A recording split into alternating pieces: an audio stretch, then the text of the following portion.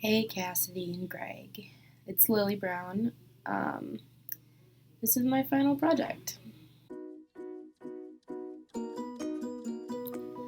This quarter I've learned a lot about equity and diversity, about biases, implicit and conformational, about communities, organizations, and nonprofits, for-profits, education, where you learn, all the different places that you learn, which is basically everywhere that you're able to analyze or observe something new, which is all around us.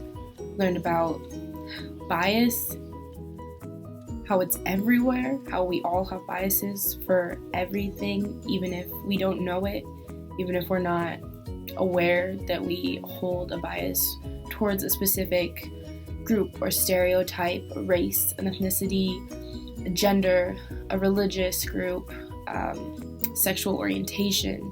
We all have our own opinions, even if it's for or against. It affects our perspectives. When we take those perspectives out into the world and we try and analyze other things, we use our experiences, and it really changes the way that we see the world. I came to UW intending to be a nurse. I got immediately accepted into the nursing program, and the last 2 years of high school, I thought that was really what I wanted to do. I thought it paid well. The redeeming aspects that it had were so beneficial to the world. I could help kids because I wanted to be in pediatrics. And I don't know, it just seemed like something that would keep me active and useful for the world.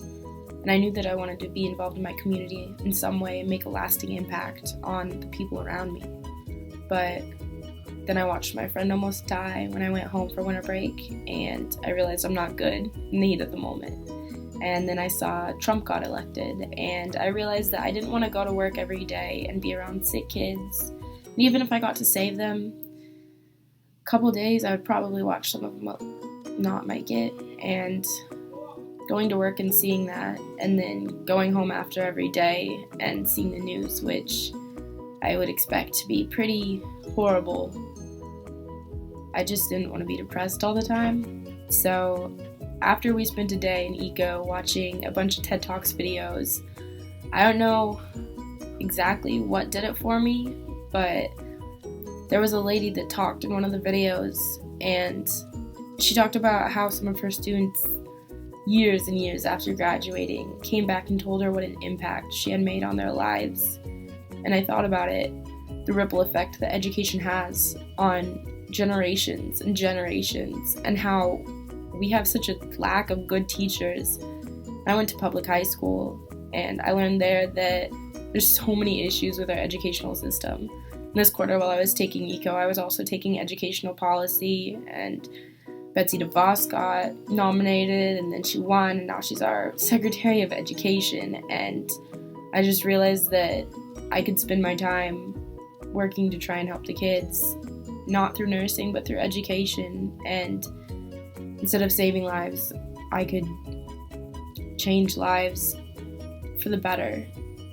And I think that's really important. We grow up and we have all these influential factors that determine our perspective on the world, whether it's what kind of household we grow up in, if we have siblings, if we had one parent, or if we had both of our parents, if they were separated or if they were together, what neighborhood we lived in, if we were low-income families or if we were middle class, how that affects us. And there's so many impending factors that people have no control over, really, that they're born into. And for no reason other than the fact that they were born into them, they have to deal with the consequences. So at the beginning of the quarter, we took all of these influential factors and we decided to categorize them into an ecological context poster. And this I learned a lot from, because I hadn't done this before. So learning about how our macro system and our microsystem and our exosystem and our mesosystem all correlate and fit together and all have such an amazing impact on our life, positive, negative. It really varies depending on who you are, where you grew up. Personally, it was really enlightening to put which kind of factors impact which part of my life into subcategories, and then seeing that the factors in each of our subcategories intermingle and entwine and often overlap to create a whole picture that is our life and our development and how we became the way that we became personally as an individual, and how those factors, whether they were internal or external, changed the course of our education and our communities and our organizations and our goals in life. For our 5 Senses survey, we went out into a community and we analyzed 5 blocks worth of a neighborhood. And when we went to class after that, we were supposed to talk about lenses and how our lens, our personal lens, are all shaped by our experiences, and those experiences create bias, implicit biases, which are followed by confirmational biases. And our confirmational biases, for me, it was like you see what you want to see. So if you go out and you have these predetermined and preset expectations, then you look for proof to solidify what you thought you were going to see. With these experience-based biases, we go out into the world and we analyze communities, and we usually do these in 2 different ways. The first one is strength-based perspective, which is when we look at a community and we see the skills that it already has and we see the potential that it has.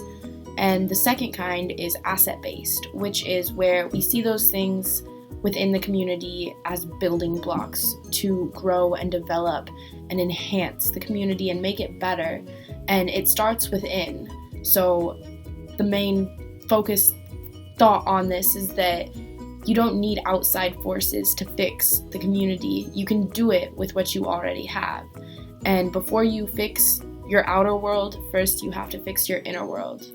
I'd have to say this class definitely changed my perspective on education, seeing as it changed my perspective on my career goals and really influenced my decision in wanting to become a teacher, which I think is a pretty massive step in the direction of where my life is taking me. So yeah, I learned quite a bit from this class and it made quite an impact.